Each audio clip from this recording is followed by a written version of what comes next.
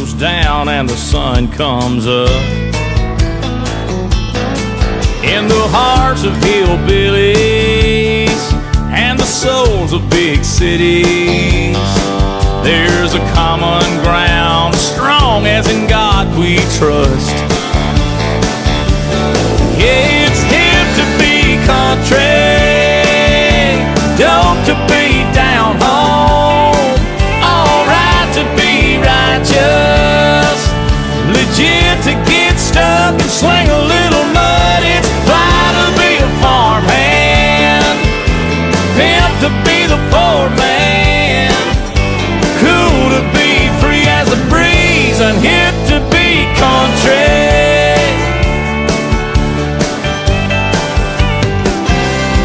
It's as soaking as the rain, smoking. Hey folks, it's Ron with On Fire Concerts. This is our artist interview of the month, as well as some other information we're going to give you. And we're sitting here today with country music's own Glen Templeton. Hey, well, thanks for having me on your show, man. I appreciate it. Thank you for coming. I love the name. Oh, I never did know. On Fire. That's what, and who was it? T. Graham Brown. Yeah. And I did an interview the other day, and T said, and Ron is on fire. On Fire. I love it. You know, yeah. But we just wanted to talk to you a little bit, let the fans know who you are if they don't know. Right. And give some information. I believe you're originally from Alabama. Tuscaloosa, Alabama. And we won't hold that against you. No, I would hope not. You know, there's a lot of things that we all carry in common. It doesn't matter what part of the world that I'm in, what part of the country I'm in.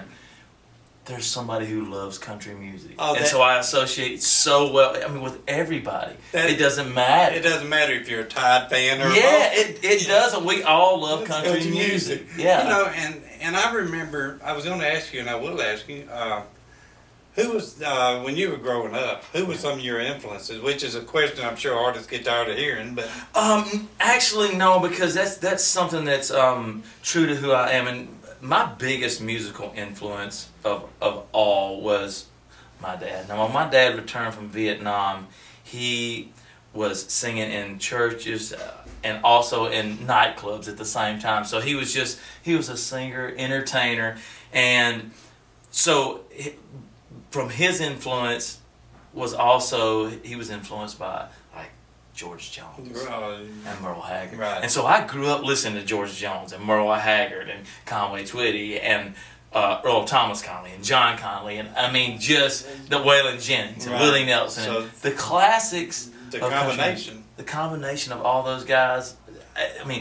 There was a lot of inspiration there, but which was all filtered through my dad. He was kind of like the guy when he played music around that I knew what I was going to hear. I knew I was going to hear Merle Haggard. I knew I was going to hear George Jones, and made you want to do it. It really did. You know, those voices like that are the reasons why I moved to Nashville 17 years ago now. That's and I remember you telling me and just talking about your dad, because my dad will be gone like 5 years in the next couple of days. And you remember growing up then back at that time. You do. I remember I read an article, and I don't remember where, so sometimes I say be careful what you read. Yeah. But I believe it to be accurate with you.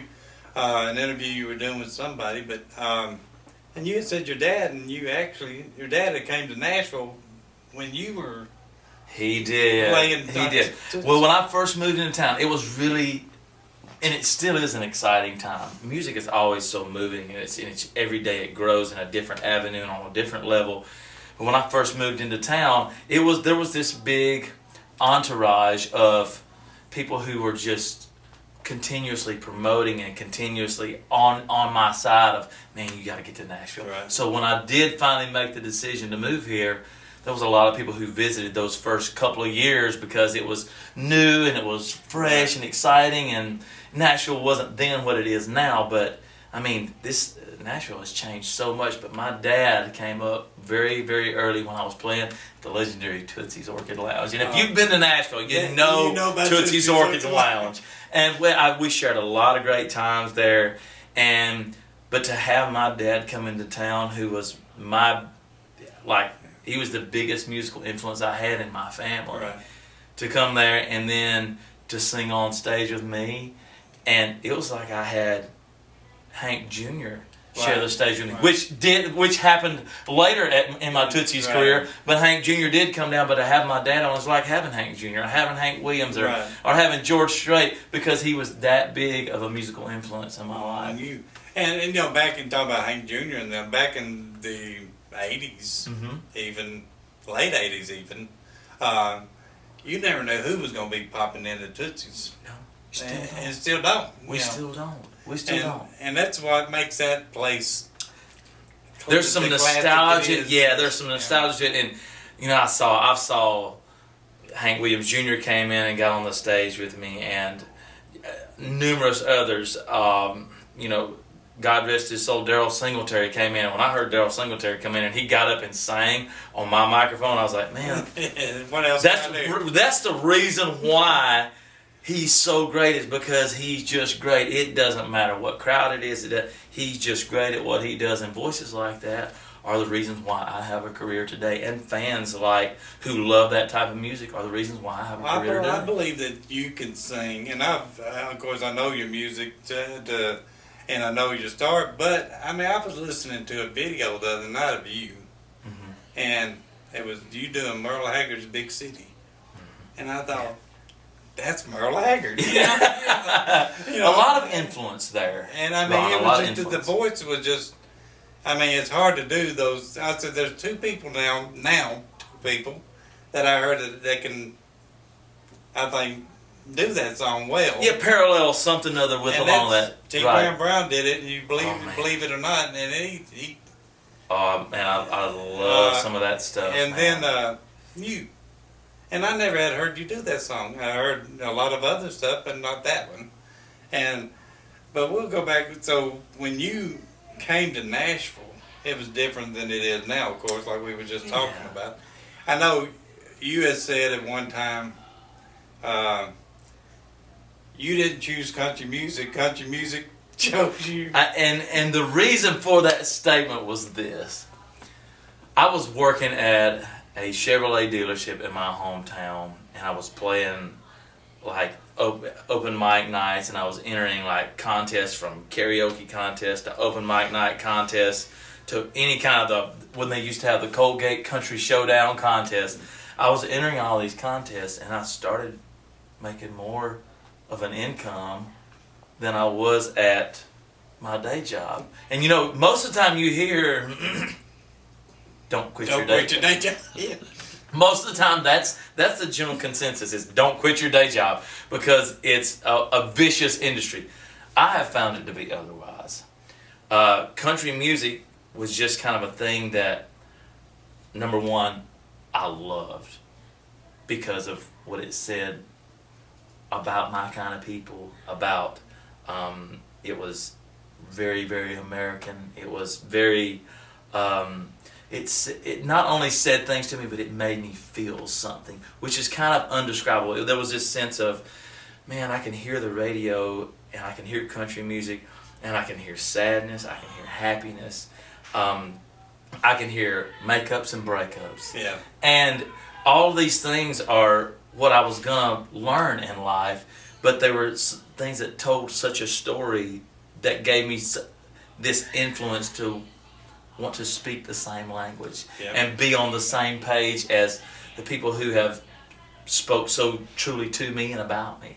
And it's, you know, this whole thing for country music that chose me came because I felt like I could do a lot of things. I could roof houses, I could build houses, I was an electrician, I was a welder, I could, all these things that I could do, but I always felt a greater connection to country music because it didn't matter where I went to. If I went to go, you know, perform some welding job somewhere or to build somebody's house, they were like, man, you know, we heard about you singing and so, how about crank us off a little tune there? And then so I just start singing. And so it kind of chose me, and it chose a path for me. And so there along that path I've been for the past, you know, quite some time now. And I'm grateful. If a person has a drive and something keeps coming back to your mind, it's like I'll get an artist, and George Jones being one of them, in my head to do something with, and it just won't go away. So you do it. You do it. Sure. And you know, and in the end, usually it works out. You know, Right. But I know you opened, talking about George Jones, you opened for George, didn't you? I did. I opened about 10 shows for George Jones in the line of playing the role of Conway Twitty. Right. And after the show, you know, we would always go out after our performance, which is the opening act. We'd go out and we'd watch George Jones do his thing, and there was something mesmerizing about, even at that time in his career, about what he stood for. Right. And it spoke volumes to somebody like me. And George was about a lot more than just singing. he was. He had a lot of story. Yeah. I mean, his life in general told as much story as his songs did. That's a difference in today's music. It is. And not knocking today's music. Right, But, me neither. But today's I'm grateful for today's music. And Merle and George and I tell people what they wrote, they lived. Sure, they did. And people made today in a different sense. But back then, if they didn't live it, they knew somebody did, or you knew somebody that did. Right. You know, Mm-hmm. and people related, I guess, Mhm. is a key word. And about, if my memory's right, 2008, you came to Nashville, or you may already been here. Yeah, I had been here for quite some time. I started coming in and out of town in 2002, and actually got established here in 2004. Okay. And that's when I really started working the downtown scene. And you know, it's about relationships. Country music, just you just said, is about relationships and building a brand, building relationships with other people who you really associate with. And there was no better place to do it at the time for me, being someone new moving to the town, than downtown. Well, you can't get into country music. I tell people, and young artists that I know that I think are great, but they're in California. Right. If you're in California, It's a hard different to, scene. It's hard to become what you call in the country music world. The industry for country music and the standard for country music, as far as an industry is concerned, is Nashville. Right. That's And where it has been for a long, once you're long established, time. you can go anywhere. Exactly. You know, you can go anywhere. You can carry that sound anywhere. Anywhere, but you know, I know that in 2008 we were talking about Conway Twitty, the Joni and Kathy and different ones. They were picking someone to do Conway in the musical tribute, and 5,000 people later. I mean, and there was a time. And there's been numbers from 5,000 to 20,000 I've heard along the way who would call in, who wanted to be an audition, who wanted to have a role. They wanted to play the role. And how many showed up? Well, I'll never know. Right. I just know that so many people, and he was so inspiring to so many different people, that everybody wanted that role. If you were a country music fan and you were an artist in town trying to get a break, you wanted that role. That role, yeah. And so how this came about, Ron, was I had just come back into town from a Texas tour. In about 6 months I'd spent out there playing in local nightclubs from Dallas, all the way down to San Antonio and the Houston area. I'd just gotten back into town from a circuit there. Right. And I was writing again and getting ready to put out my first single, and I got approached by, it was a good friend of mine, Jared Neiman, who'd written a song for Jeff Bates, who we both know well, has a Conway Twitty sound. So they asked me to go in and record this song that they'd written for Jeff Bates in the light they were trying to get it pitched and trying to get it cut. And so I obviously said, yeah, anything I can do to get in the studio at this point, I'm going to do it. Well, little did I know, the guy that we were going to have come sing the backgrounds on it was married to Joni, John Wesley Riles, who is a well-known, I mean, he sings on everybody's records. I was trying to think today, John Wesley, he had that song Kate, or what was that back years ago about looking at a cab in Music City? And I don't remember his. The title's gone blank, but he's a great. But I remember he was an artist. He's amazing, and studios. I mean, like I said, but he's been around a long time. He has. He's been around for a long time. He sang on so many records, and he got to sing on the record that we had that we were pitching to Jeff. And I didn't know that he was married to Johnny. I just knew that he was a great background singer. And I'm like, of course, yeah, let's put him on there. So he comes in and he says, I don't know if you know or not, but we're putting together a Conway Twitty musical that's going to portray the role and the life and times of Conway Twitty. And this sounds so much like something that Conway could have cut.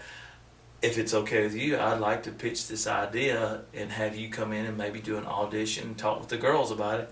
And so the girls were like, sure.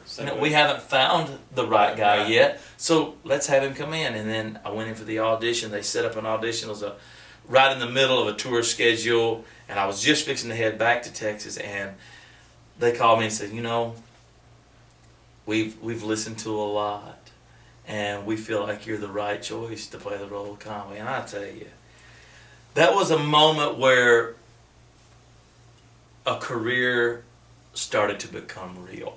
That's where I can't even. I mean, first of all, for a young artist, to know that you're going to be going out and you're being picked by the Twitties to go out and play Conway, someone who was so instrumental, right? And that you're one of your idols, or that you loved growing up, and just to do that, it's got to be.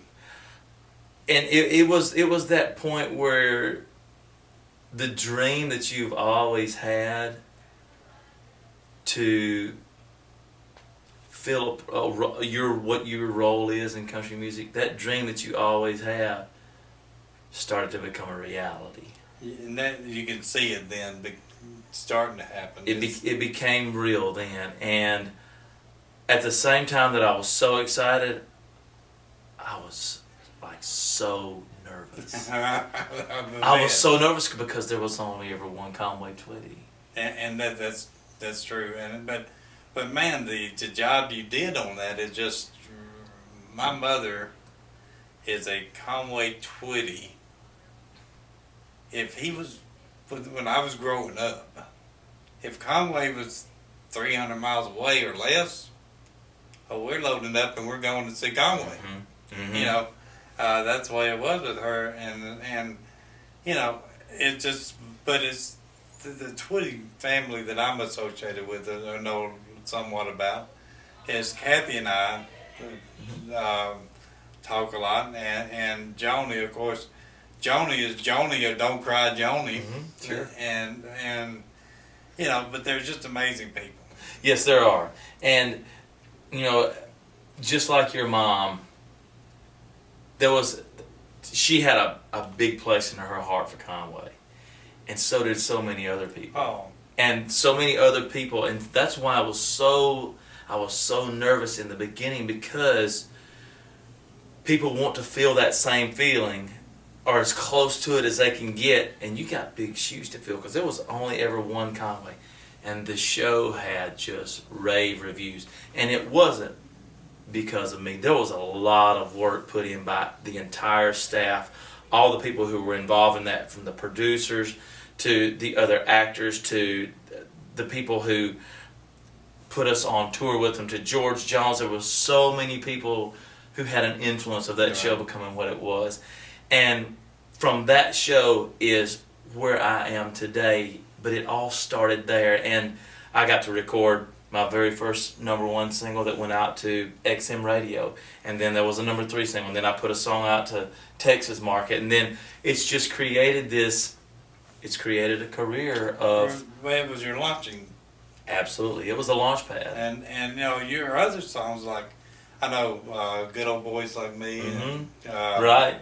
Country Boys Never For Life, that's right, yes. And then you got the Ball Cap, of course. And the Ball Cap, Ball Cap was that's a great song. Yeah, it was a great song. And it's a fun song. And it really fit what's going on in country music today. And I applaud country music for always being able to change, always being able to evolve into something else other than what we call classic country music. But as long as it continues to evolve, the sound that we produce will always be sought after because there's going to be that crowd of people all the time. You know, people like me. I tell people like I said a while ago, I'm one of these that's I'm speaking my mind, so to speak, type. But which is great. I mean, you know, the thing with some of the music today is if it's I love all kinds of music from blues to jazz to country to rock to country's my heart, but call it what it is. You know, that's the only thing I ask. And I mean, and me, I'm traditional. I love the old stuff, and common sense says it's going to evolve. Mm-hmm. It is, and it has to. And being traditional necessarily doesn't classify me to say I'm just traditional country because I've also listened to what they call traditional hip hop. Well, yeah. But that started from Marvin Gaye, and then if you think about rock and roll, like a traditional rock and roll sound, you're talking about Leonard Skinner, or you're talking about with Chuck Berry. Right. There's so much to be said for tradition in any kind of music. Yeah, I mean, the thing is when you got Merle and George and all this, the older stuff, and now the new stuff, because of guys like yourself and some of the younger artists keeping that alive. Sure. And at the same time, then you branch out. Sure. You get to utilize today's country to keep classical country alive. Oh, yeah.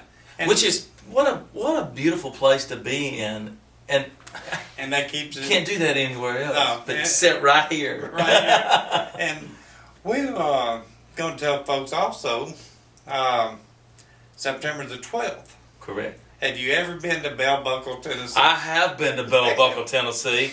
I was just breezing through, and I just loved it. And actually, I think I played the show in Bell Buckle, Tennessee one time. It's been a long time ago. I said a long time ago, but it's been a few years back. The Bell Buckle Cafe, mm-hmm. for many years, did a live radio show on Saturdays. And it could have been that.